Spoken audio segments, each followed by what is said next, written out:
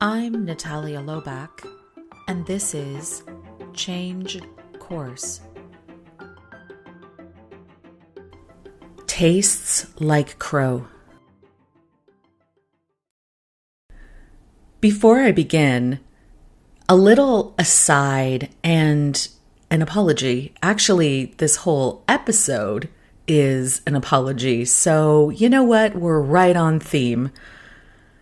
So, thankfully, one of my listeners reached out and mentioned that this episode, Tastes Like Crow, was actually playing I'm Not Here to Make Friends, the previous episode on our the places where we're broadcasting. And I realized, oh my goodness, I had made a mistake and overwritten this episode with the previous one. So no, if you listened and you were like, what? I already listened to this one. I feel like I'm losing my mind. You're not. I made a mistake and I'm sorry. So I hope that this will make up for it a little bit. And also, I really apologize for that. I made a total mistake. And sometimes when I batch these episodes, I try to do the work a little bit faster, right? And I guess I was just going a little bit too fast and I copied over it.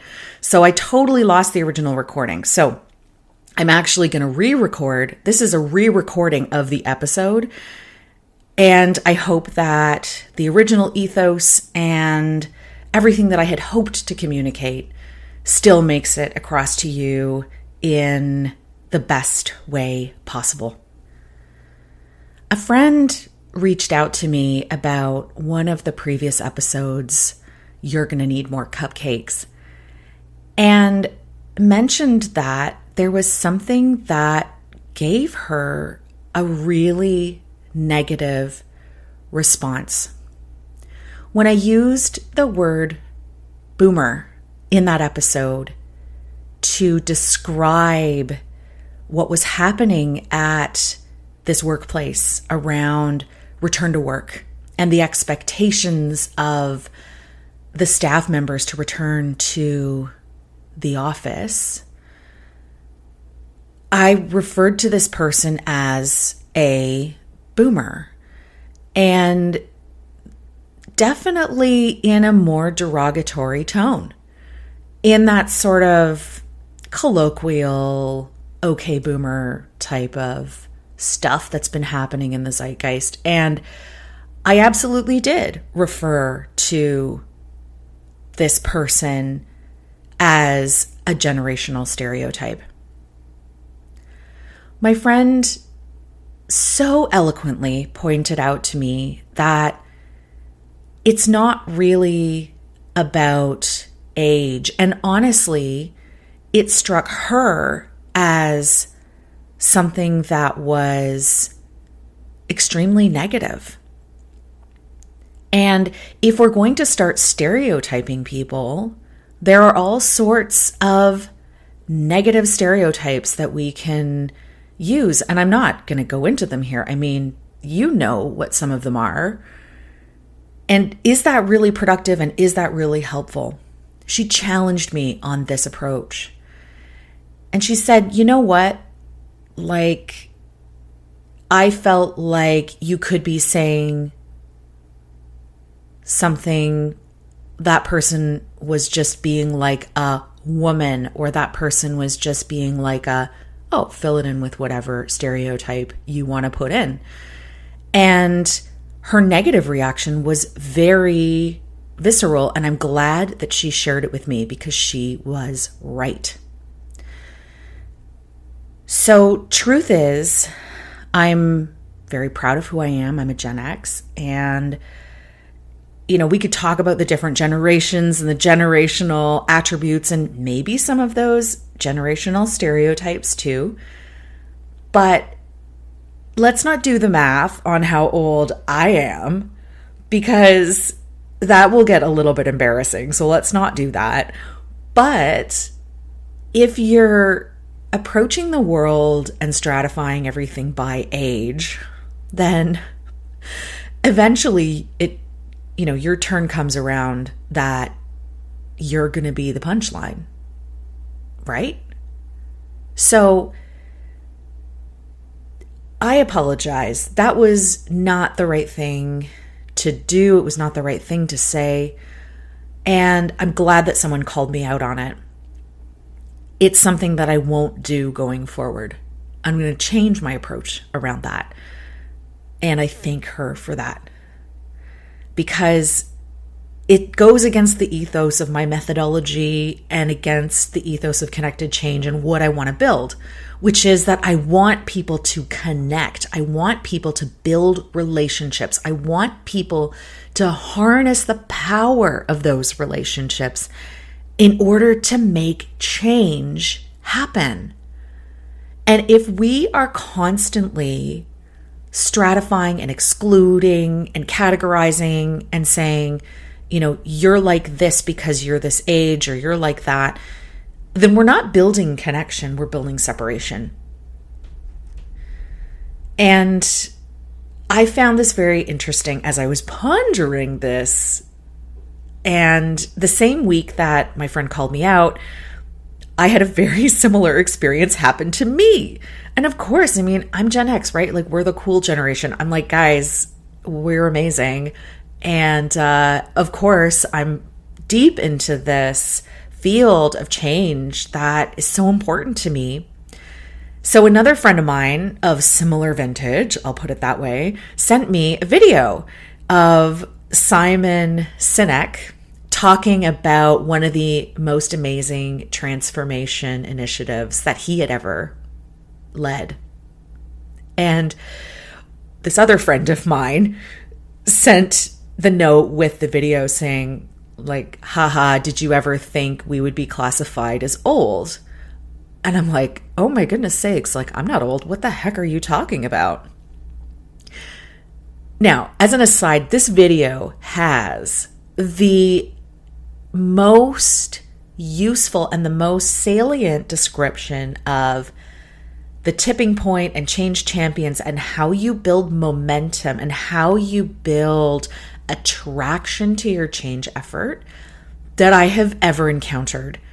So, highly recommend that you check out the show notes on connectedchange.com and watch the video. It's amazing because he does such a good job of explaining what it is that I'm also trying to explain and harness as part of Connected Change in such an incredible way that it just makes it really easy to understand how all of this works and why you want to use it and why it's important. So invest some time, go check out that video. It's short. It's like 2 minutes long. Highly recommend.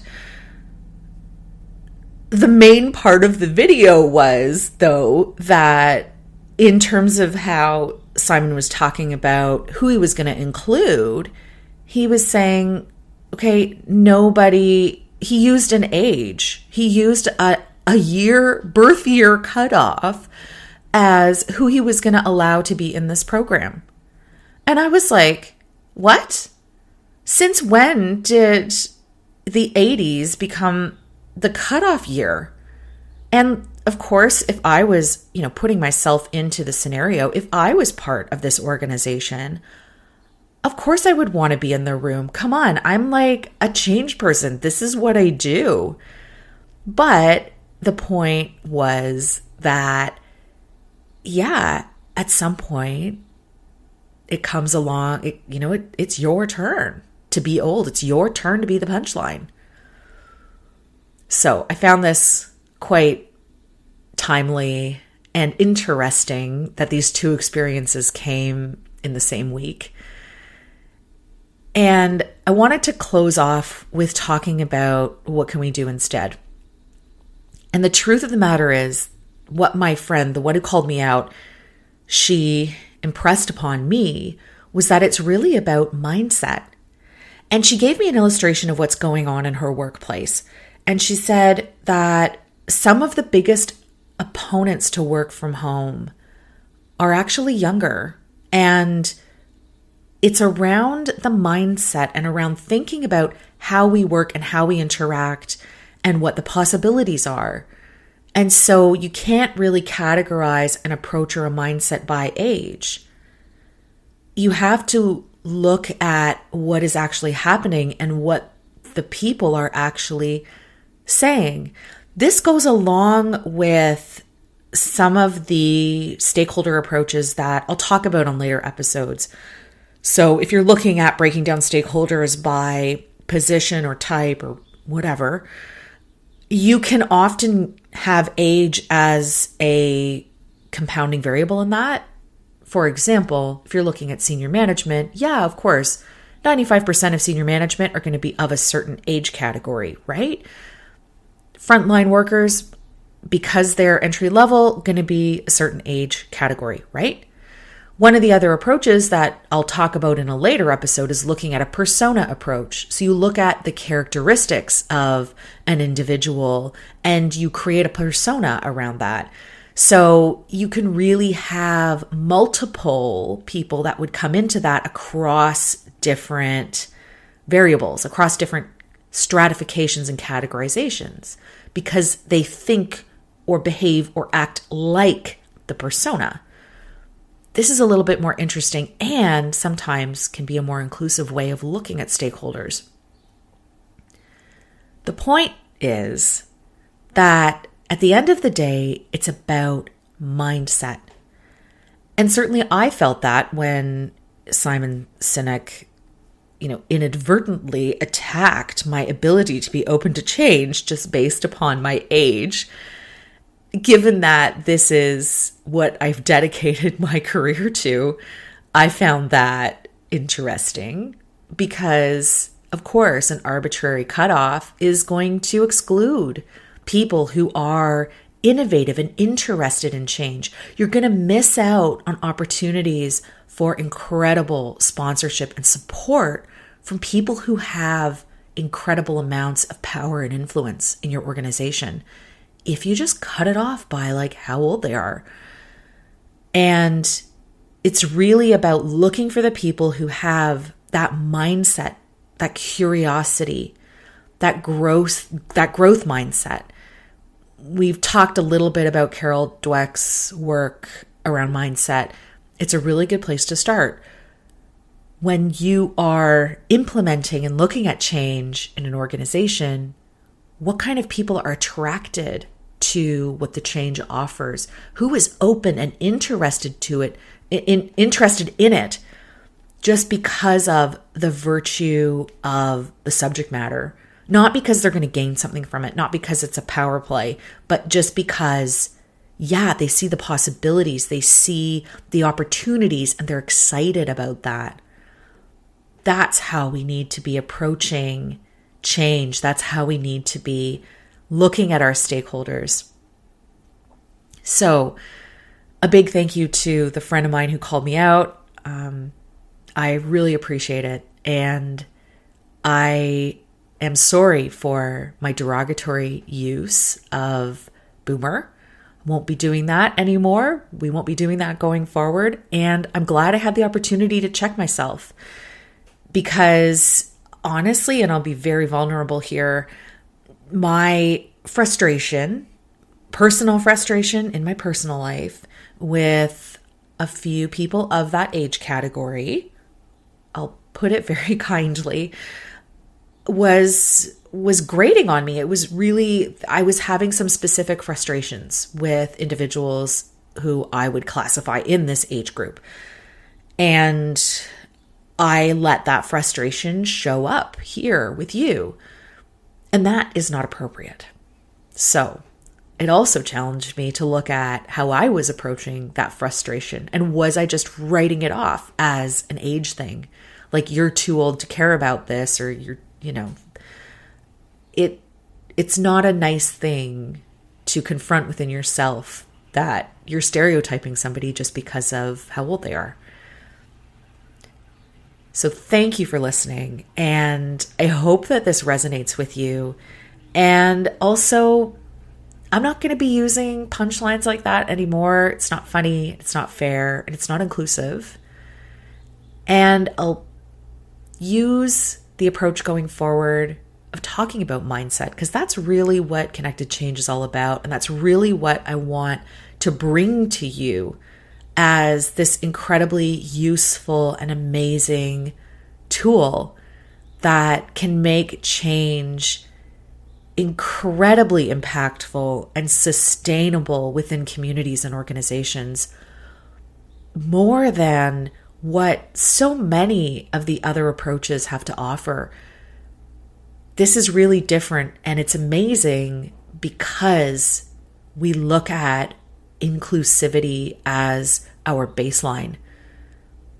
So, I hope you don't mind having to listen to the other episode repeated. I'm going to post this one as a special so that you'll see it, and I hope that you have found this useful. And by the way, if you ever have feedback for me, please, I am so happy to hear it. I want to know what resonates with you. And if there's something you have a really strong negative response to, please share it with me. I really want to know about that. So you can drop me a message on Spotify for podcasters, where we host this podcast, or through a comment on connectedchange.com in our show notes. Feel free, and I would be so happy to hear from you. I hope that this helps, and thank you for having the mindset of being open to change and, importantly, to challenging me. Thank you for listening. If you liked what you heard, I invite you to like, share, rate, and subscribe, because it helps others find us. Change Course is brought to you by Chart House Advisory Services and ConnectedChange.com. Our music is Levity by Emily Clausen. Show notes have moved. We're now at ConnectedChange.com. So visit us there under the Change Course podcast page, and you'll find a list of all the resources that I've mentioned here today. While you're visiting us, sign up for the Change Navigator newsletter. You'll keep on top of all things change, and every month we are sharing exclusive content and resources only with our subscribers. So don't miss out. Sign up at ConnectedChange.com. Thank you for listening, and remember, it's never too late to change course.